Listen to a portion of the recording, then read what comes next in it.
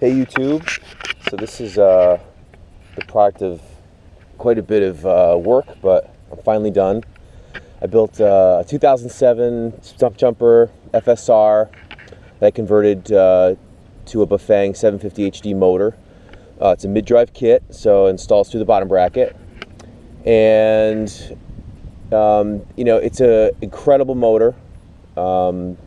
Everything was integrated. I have a a sprocket that runs about a 42 tooth to about a 42 back, because I'm running a lot of single track in the woods, and it's not necessarily an easy install, I'll be honest. There were some challenges, especially when you get into fitting full suspension bikes. You know, you can see right here there's some clearance issues you got to be mindful of, and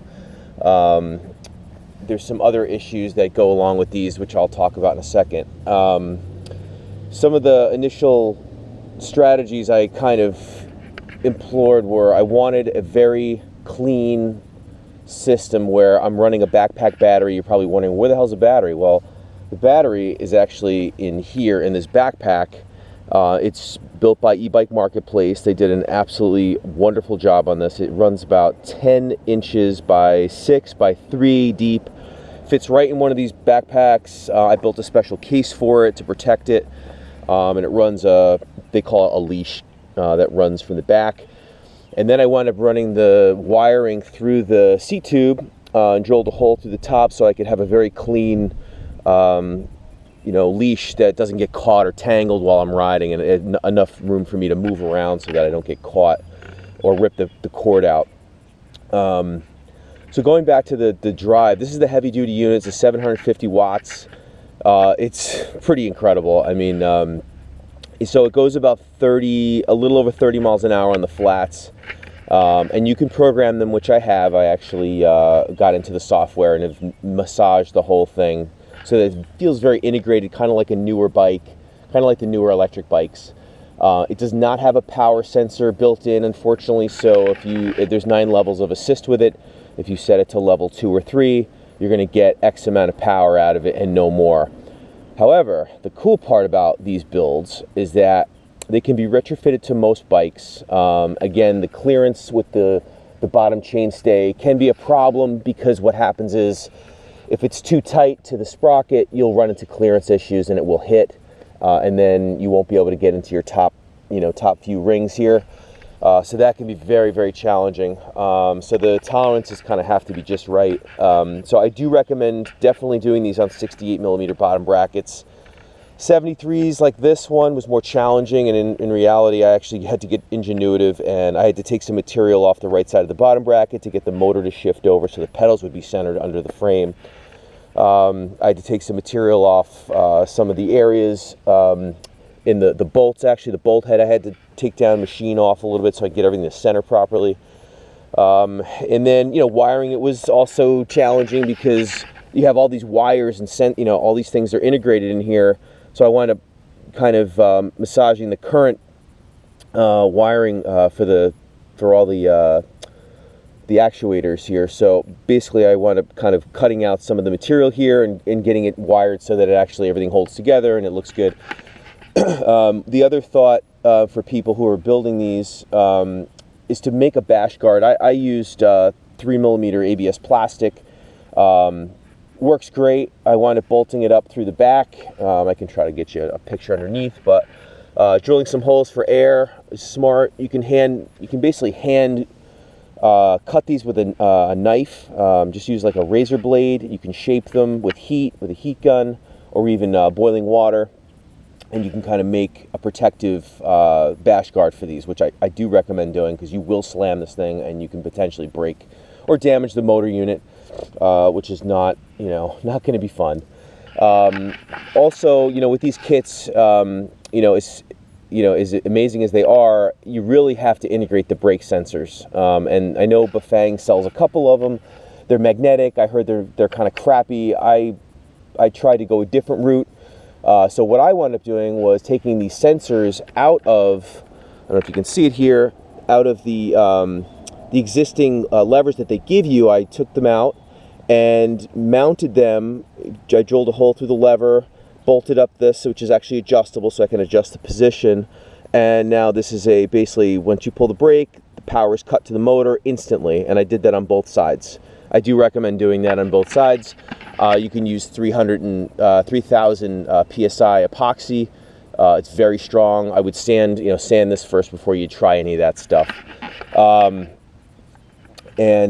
as far as that goes, that was some of the troubleshooting aspects I had. However, I will say that on the 68 millimeter bottom brackets, which you'd have to measure the total width of the bottom bracket. If it's a 68, the motor probably will just drop in and it'll be relatively centered. They do sell some offset cranks to deal with some of the offset issues. Luckily, I didn't have to go through that process by machining off some of the material off the bottom bracket. So everything clears. It works beautifully. I will also add that the software that comes with these if you're riding a single track and you're not very skilled, it's very challenging to ride this in the single track without massaging the software, which is not hard to do, and I'm not a computer person. It's not really my thing, but I wind up, it comes with the cable, so I wind up plugging it into my laptop, and pretty much you can plug it right into one of the plugs here that runs to the motor software, and you can manipulate anything from your amps to your start currents to when the battery cutoffs will be. So there's about 30 or 40 things you can toy with, and I found my own balance of a very smooth progressive throttle. It comes at 18 amps programmed. I'm running mine at 22. Some people online will say run 25 and 30.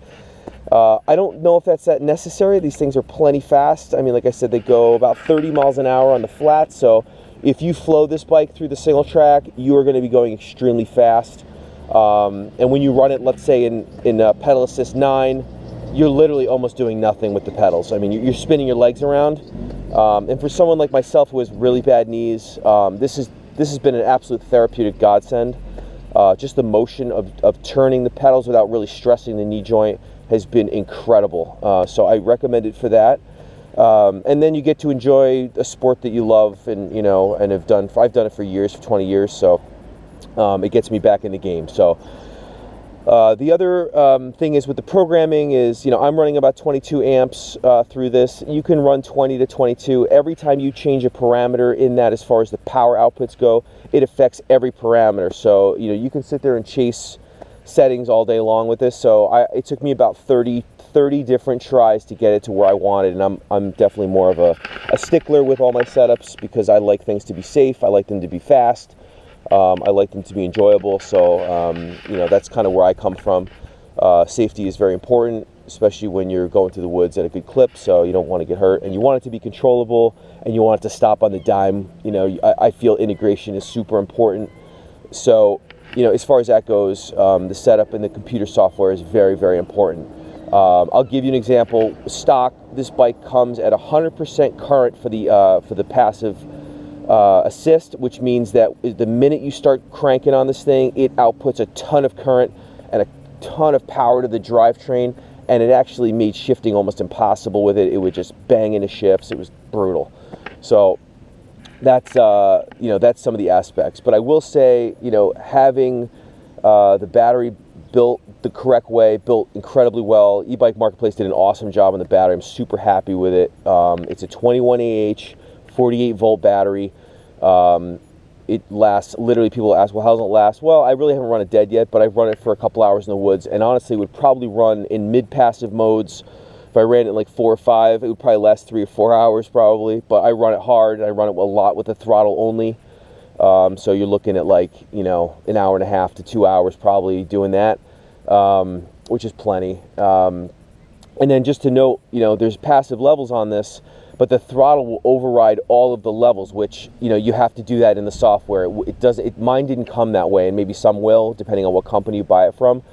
Other companies may have given different software settings out of the gate, but mine didn't work independently of the passive mode. So that's something to think about if you're going to buy a kit. Like I said, I would recommend going on the Bafang website, checking the clearances in the frame, making sure that it's something that's going to be viable. and making sure that if you're going to run this off-road, you know, about a 1-to-1 ratio, 42 front to about a 42 or 40 works really great in the single track. I'm rarely actually up in this last ring, but there's a couple times I've run the last two, but in general, it'll run these rings in general all day long pretty much, and I'm about 190 pounds, so and with downhill tires, so I mean it goes plenty fast. You really don't need a lot more power than that. I mean, if you're running a ton of hills, maybe, but in general it really is impressive. One of the coolest projects I've ever done. Kind of racked my brain. I do want to give a shout out to Glenn over at Dave Cycle. He kind of settled me down a little bit and helped me through some of the project thought process, and I appreciate him for that very much, and kind of settled me down when there was parts where I wanted to just cry. So, you know, it wasn't always that easy, but I wanted a very, very integrated system, and not everybody has to do that, but there were a lot of things to work out. And, you know, for the most part, I'm going to do another section where I now test it, and I'll show you guys, and I'll talk about when I'm pedaling, when I'm not pedaling, and hopefully you'll enjoy some of that. I'll go in the woods in a couple of minutes from now, and I'll do another quick video and just show you how it goes, and then I'll show you on the road how fast it goes. So I hope you guys enjoyed that. I hope it was helpful. If you need any other information, you feel free to write in. I can't think of anything else off the top of my head, but I hope you guys, you know, if you enjoyed it, great. If not, go buy one. All right, talk to you soon. Thanks.